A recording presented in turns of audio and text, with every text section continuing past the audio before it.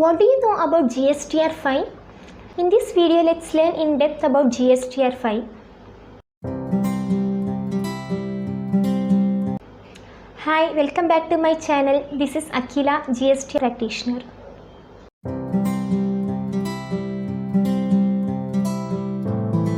GSTR 5. Form GSTR 5 is a return to be filed by all persons registered as non-resident taxpayer. The form GSTR 5 has to be filed by a person who is non-resident of India. Due dates to file GSTR 5.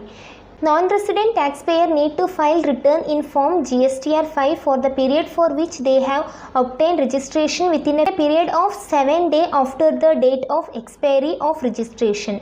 In case validity of registration is more than one tax period, monthly return should be filed by 20th of the month succeeding the tax period or within 7 days of closing the business, whichever is earlier. After the expiry date of registration, within 7 days from the date of expiry of registration, a non-resident taxpayer has to file GSTR 5. Or if the registration is taken more than one tax period, that is more than a month, should be filed by 20th of the succeeding month or within the 7 days of closing the business, whichever is higher. You can understand in detail about due date of registration while studying this table.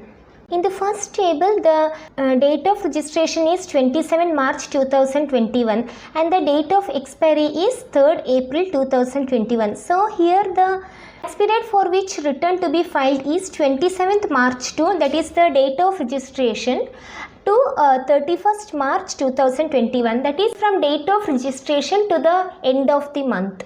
So for that month, 27th to 31st March, the due date to file GSTR 5 is 20th of April 2021. So that is the 30th of the succeeding month.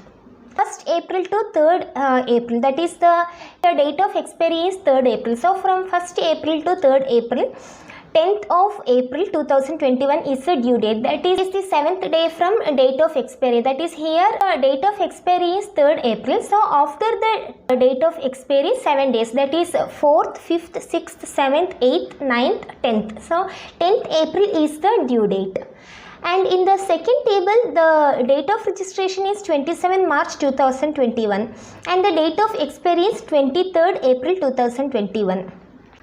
So here the tax period from 27 March to 31st March is 20th April, same as the previous one. And from 1st April to 23rd April, the due date is 30th April 2021. That is from 23rd April, the next is 24, 25, 26, 27, 28, 29, 30. 30th is the 7th day. So the 30th April is the due date to file GSTR 5. And in that third table, let's see the date of registration as 27 March 2021 and the expiry date is 28 April 2021.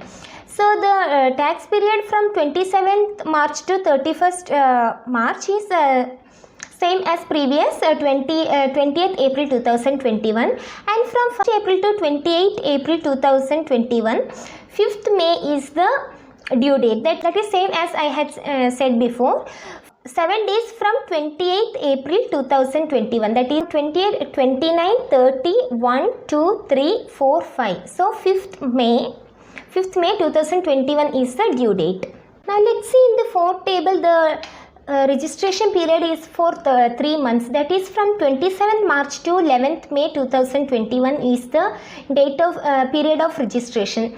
So for the first month, that is for March, from March 27 to 31st of March, the due date is 20th April 2021, same as I had said before. And from 1st April 2021 to 30th April 2021, the due date is 18th May 2021. This is because while explaining I had said the due date will be 7th day from the date of expiry or 20th of the succeeding month, whichever is earlier. In this case, the date of expiry is 11th May. So the date of due date will become 18 May, that is from 11th May, 12, 13, 14, 15, 16, 17, 18. When compared to 20th May and 18th May, will come earlier. So the due date is 18th May of this table. And from the 1st May 2021 to 11th May 2021, same 18th May 2021 is the due date. And in the next table, date of registration is 27th March 2021 and the date of expiry is 15th May 2021. So the tax period from 27th March 2021 to 31st March 2021 is same, the 28th April 2021. That is same as before. And from 1st April 2021 to 30th April 2021. Here you can see the date of expiry is 15th May. So the 7 days from the date of expiry means 16, 17, 18, 19, 20, 21, 22.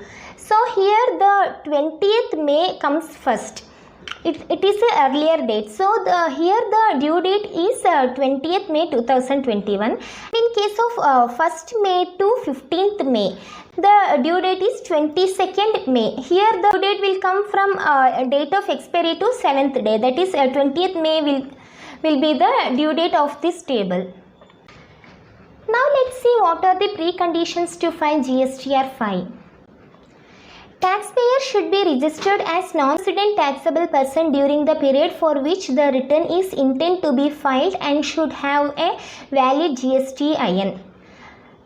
Taxpayer should have valid user ID and password. The two preconditions are, the first one is the taxpayer should register themselves as non-resident taxpayer for the period in the GST portal.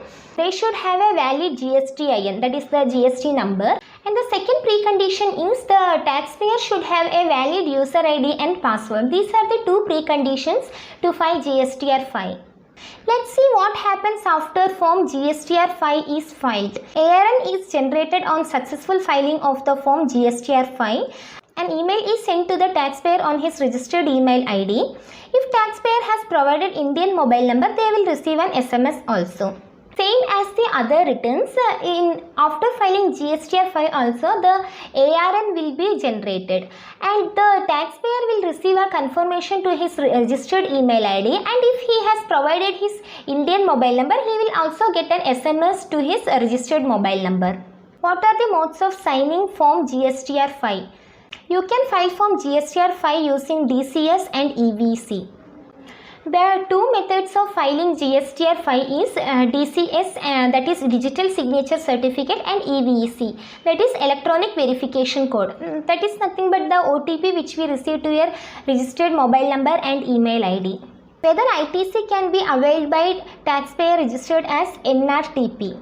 Non-resident taxpayer can avail an ITC only on goods imported from overseas but cannot avail ITC on the local procurement on the import of services from outside India.